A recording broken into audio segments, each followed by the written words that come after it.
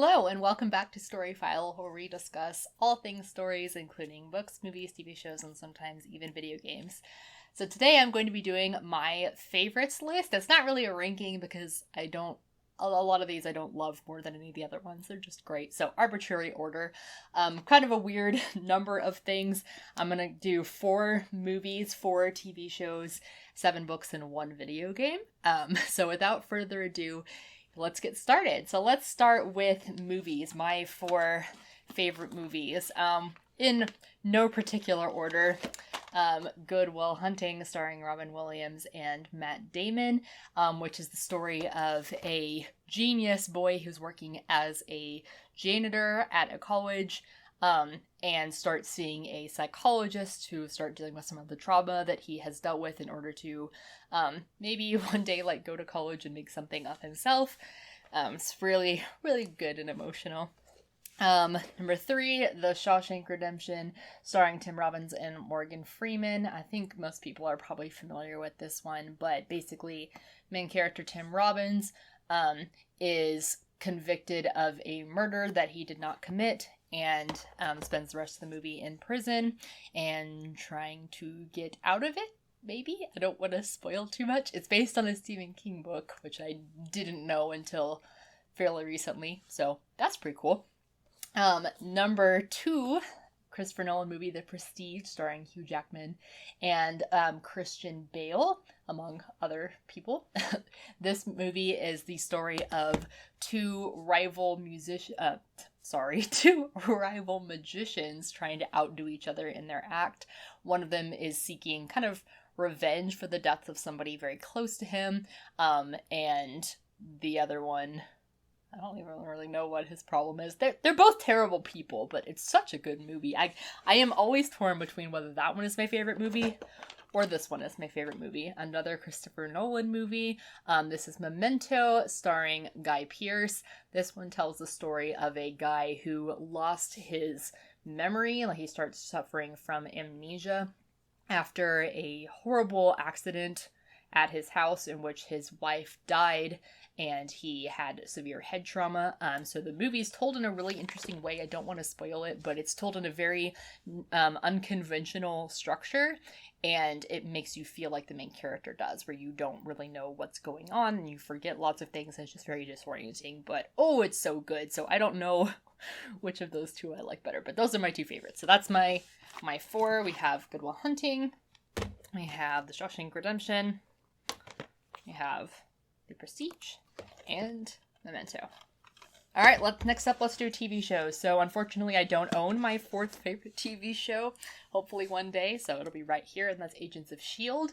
I don't even know where to start with Agents of S.H.I.E.L.D. It's basically following, it's in the Marvel world, so there are a lot of, overlaps with characters and storylines and things, but it's, for the most part, different characters, a couple cameos, but it's, I don't know how to describe it. It's kind of like a spy kind of thing. It's different in every season, but we deal with, outer space, and we deal with robots and time travel. I know there's some debate over whether it is, canon to the MCU or not, which I will refrain from giving an opinion on, but if you are in any way, shape, or form a Marvel fan and you have not checked out Agents of S.H.I.E.L.D., do yourself a favor and watch it. It's super good. Number 3, we have Merlin, which is an adaptation of the Arthurian legend, in which Merlin and Arthur are both young. They're probably in their 20s. They're both young men, and it follows the story of Merlin, who is a wizard, but magic is illegal in Camelot, and where Arthur lives. So he's trying to help Arthur become the king that he is destined to be, and as we all know from the legend, but he has to keep this large part of himself, his ability to use magic, a secret. It's got some rough edges. It's not quite as refined as my top 2 shows, but it is still really, really enjoyable. It's definitely one of my comfort watches when I just want to chill and watch something I know really well. Merlin is a great choice. My number 2 favorite TV show is Sherlock, which is a really popular show that you're probably familiar with, and it stars Benedict Cumberbatch, one of my favorite actors, and Martin Freeman, another super, super solid British actor. And as seen from the title, this follows Sherlock and Dr. Watson. It is a like modern adaptation of the Sherlock Holmes stories, where it takes place in like 2010s-ish London instead of like 1900 London. So it's really unique with the use of modern technology in the ways that the screenwriters and directors and producers take the original Sherlock Holmes stories and kind of like update them for a modern audience. So like, for example, one story you might be familiar with is Hound of the Baskervilles, which is probably one of the most famous Sherlock Holmes stories. And in Sherlock, instead of there being like a giant like scary dog, Hound is actually like an abbreviation for like, I don't know what it stands for, but it's HOUND. It's just like an acronym. So they take these popular Sherlock Holmes stories and put really interesting spins on them while still staying relatively true to the source material. So I think it's very interesting. I showed a couple episodes of Sherlock to my English class, and they were a big fan. I got them all hooked. And then, surprising no one, my favorite TV show, Avatar: The Last Airbender, which I know I've talked about in several videos already. I love Avatar so much. I've seen it 3 times in the last year. I saw it for the first time in 2020 when it came out on Netflix, and I quickly became obsessed with it. So I own all of the omnibus editions of the comics that have been released. I own Legend of Korra. I own the art book. I own Avatar merch like t-shirts and stuffed animals and things. I was Katara for Halloween. You might see my phone case. I have Avatar phone case, and all of my apps are Avatar themed. I'm a little bit obsessed. I love Avatar so much. If you are somehow not familiar with Avatar, which that is impressive if you are not, the story follows Aang, who is an airbender. He can manipulate air and wind and such, and he is on the journey to master all 4 elements: air, water, earth, and fire, with the help of masters and friends, so that he can defeat the evil Fire Lord at the end of the series. It's a little bit rough around the edges at the beginning, still good, but when you get to the end, you see why it is so highly acclaimed and as popular as it is absolutely worth all the hype that you've probably heard of.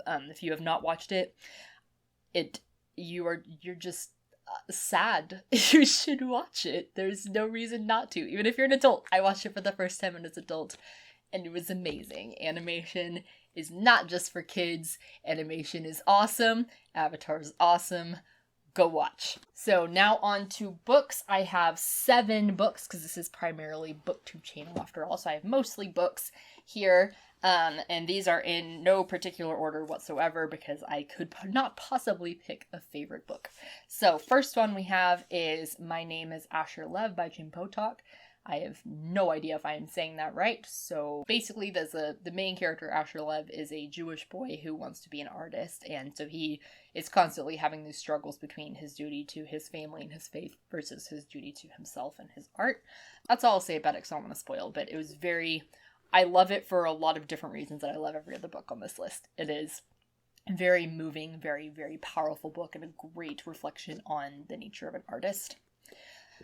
Next book is a book that I got from BookTube, and that is The Lies of Locke Lamora by Scott Lynch. So thanks, Murphy Napier, for the recommendation because I'd never heard of this book, and it's now one of my favorites. So I finally caved after hearing her talk about it on her channel like 25 times. I went and bought it, and it started out a bit slow, and I was like, okay, like it's fine, it's fantasy, like okay, it's fun. But whoo, this book gets so good so fast. I don't want to explain too much about it. I don't want to spoil it because every single person should read this book. But basically, the main character, Locke Lamora, is trying to pull off a heist with his best friend on this powerful person in the land that they live, and shenanigans ensue. Just leave it there. So it's fantasy. It doesn't really feel like fantasy, if that makes sense. And next book, kind of a 180. We have historical fiction, All the Light We Cannot See by Anthony Doerr. This one got the Pulitzer Prize several years ago, so it is like very, very highly acclaimed. It is a World War II historical fiction that follows a young blind girl from France and a young boy from Germany, and how their lives are affected by the war, and then eventually how they come together and interact with each other's lives. It is super, super sad, so be forewarned. I mean, most World War II novels are, I think, but I was listening to this on the way to work a couple years ago, and I had to sit in my car afterwards and like process before I went in the building because it was crying, and I had to just like regain my composure. So it is very, very good and very powerful that I highly recommend, but definitely you want to be kind of in the right headspace to read it. I don't think there's anything like triggering in it, but it just is, it's really, really sad. So if you're familiar with The Book Thief, which I have over here, if you're familiar with The Book Thief, it's got a similar kind of vibe to it. So it is a very powerful story about the horrors of war, but you do want to make sure you're like kind of in the right mindset to read it, so you're not just like traumatized. Next book, another complete like turnaround, is going to be The Murder of Roger Ackroyd by Agatha Christie. Agatha Christie is one of my all-time favorite authors, and this is my all-time favorite book by her, closely followed by And Then There Were None, which was on my September to-be-read list. So The Murder of Roger Ackroyd is hard to talk about without spoiling. A guy named Roger Ackroyd gets murdered at the beginning, and Poirot, our main detective, has to figure out who did it. That's really it. But it's so good. If you read it, you'll know why it is my favorite. Next one we have is To Kill a Mockingbird by Harper Lee. This is my super nice edition of it. I don't have very many super nice editions, so this one I'm very proud of. Most people are familiar with To Kill a Mockingbird. This one I had to read in 8th grade, and it's one of the few books I had to read for school that I really, really liked. After I read it in 8th grade, I made the tradition to read it every year. So I've read it 6 times. I didn't continue the tradition after high school, but I should give it another read.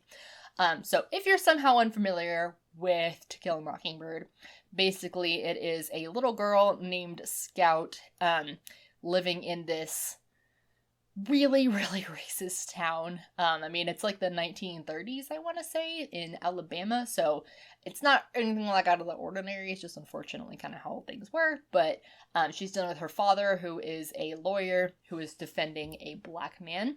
And so seeing the story through the eyes of a child is, I think, a really, really interesting take and very unforgettable for sure. So 2 more. I have like such a y'all can see how much of a diverse reading style I have just by all the things that make this list. So next one we have is The Little Prince, which I read in August again. I have no idea how to say this author's name, so I'm not going to. You can see it right there. But The Little Prince, as I said in my August video, is about an aviator, a pilot who crashes in the desert and is greeted by a little boy who calls the Little Prince, and most of the book is them talking about life and experiences and things, and also a sad book. A very, very good book, but also a sad book. It's a really short read. You can read it in one sitting, for sure. And I definitely recommend, if possible, reading this book, like physical or ebook copy, the first time, and then you can listen to it in the future, just because the illustrations, especially at the beginning, are really important to understanding what's going on in the story. So if you're listening to it on audiobook, definitely fine. I've done that. There's some great readers of this book, but make sure you look at the illustrations so you know what's going on, unless your narrator is describing them to you. And then finally, my, what is this, number 7? I don't know. These are in no order at all, but my number 7 is Stardust by Neil Gaiman.